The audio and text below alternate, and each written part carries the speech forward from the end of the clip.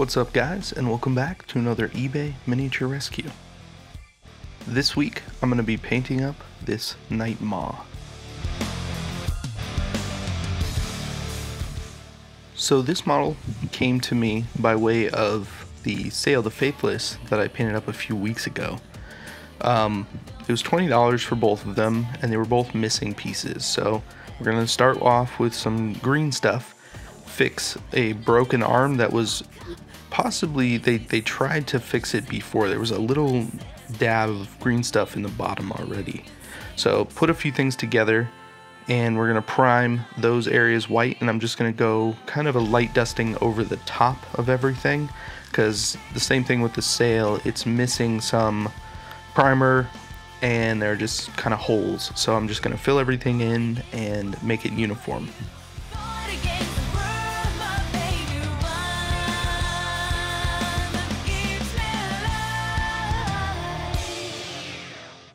So starting off with Vallejo Game Air Flesh, I'm just going to do a quick coat over most of the skin. Not too strong, this is a really bright flesh tone. I just want to be able to put, you know, a skin tone wash over this and not have it react with just pure white. So after the skin tone's done, we're going to come in with red terracotta, which is a really nice like dark blood color that's really matte, or it just kind of looks matte. And this is just going to fill in all of the, you know, nasty gut spillage and some of the muscles that are poking through the skin.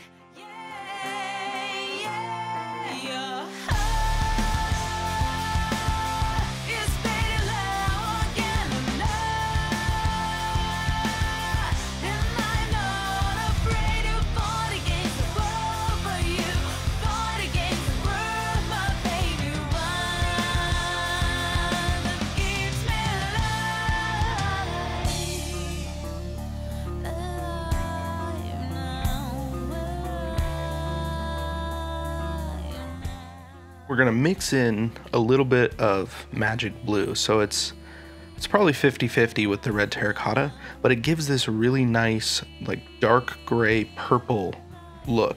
I just want to put some variation on the skin and kind of lay some foundation for some stuff that we're gonna do a little bit later. Empty that out, put in Nightmaw, and that's just gonna push the top parts of that purple just a little bit further.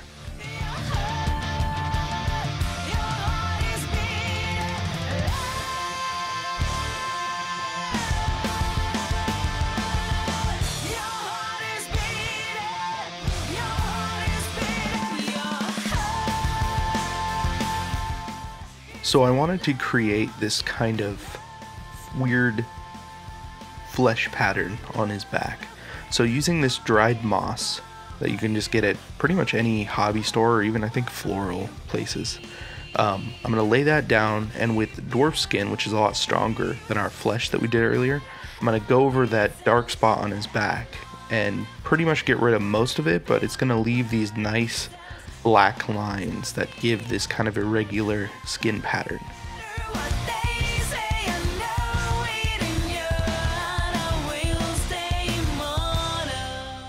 So unfortunately, the footage I had for washing the entire model with Reikland Flesh Shade is nowhere to be found, but it's an all over wash. After that dries, I'm going to come in with Cadian Flesh Tone. And you can see some of the Reikland Flesh Shade. It just kind of settled in the recesses and, you know, gave it a more fleshy look. Well, this Cadian Flesh Tone is going to bring that brightness back out, and we're just going to do some quick layering and glazing and striated patterns and stippling over just select areas on the skin. So normally at this point I would opt for a dry brush, you know, to bring out these details. But because there are so many of them and they are fairly defined with the wash, I liked the way that it looked going in and just bringing those out individually. You know, it might take a lot more time, but I feel like it gives a kind of unique look to the model.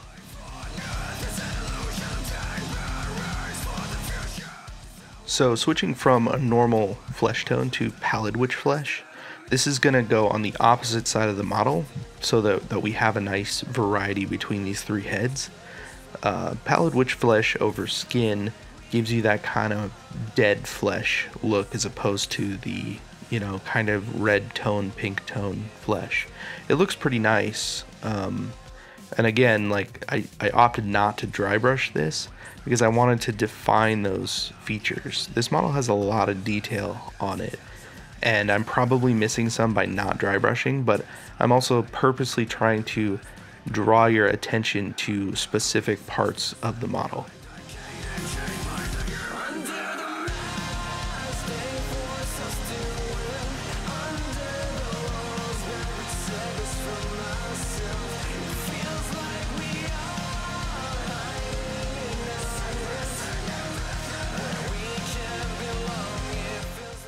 Coming back in with red terracotta, I'm going to redefine some of these muscle areas that are poking through the skin, but I'm just going to lightly brush over the tops to kind of catch that raised detail.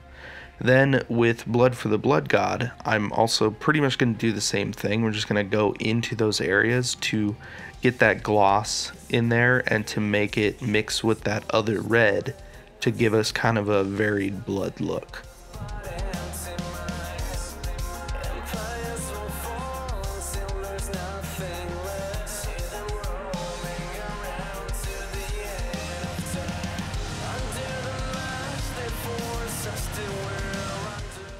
Using ABADDON black, I'm going to go ahead and glaze in a little bit more of that darkness into this guy's face, because he's mostly black, so we want to make the shadows a little bit darker, and then to create a little more contrast between that skin tone, I'm going to try and hit the center of a lot of the lines that came through that moss and just differentiate it from that skin tone and kind of give it that darker look, especially up towards his face.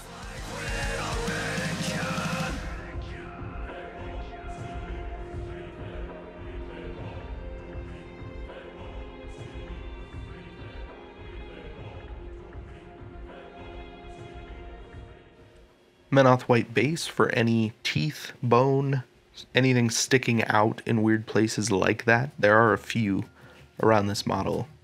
And this guy's eyes.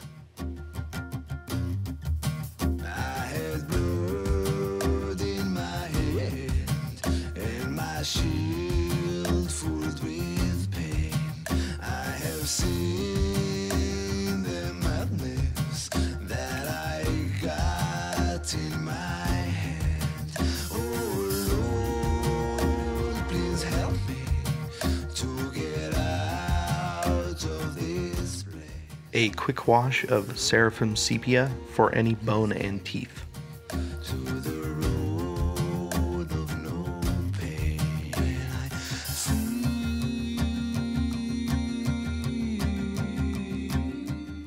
Menoth white highlight to go over the Menoth white base that we just did and brighten up the centers and the ends of everything. I have danced with the devil. I was shaking his hand. He promised me freedom. So my goal for this model was to go pretty quick because it just goes with Sayl the Faithless for the most part. It's not a huge centerpiece item. And I just wanted to do this kind of grim, dark, disgusting monster.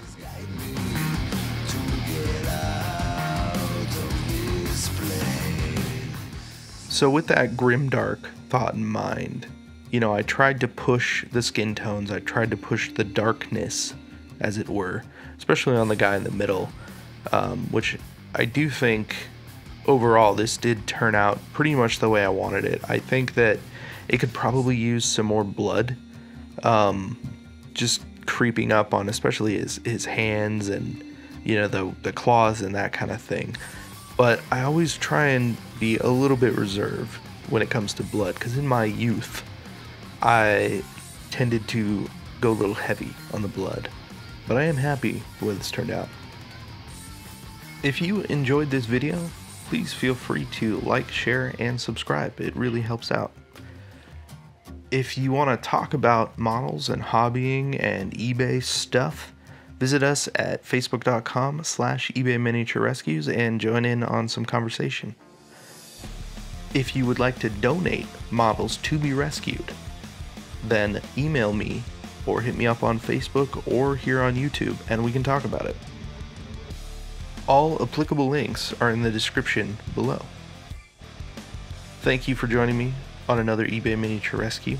I am Casey, and I will see you in the next video.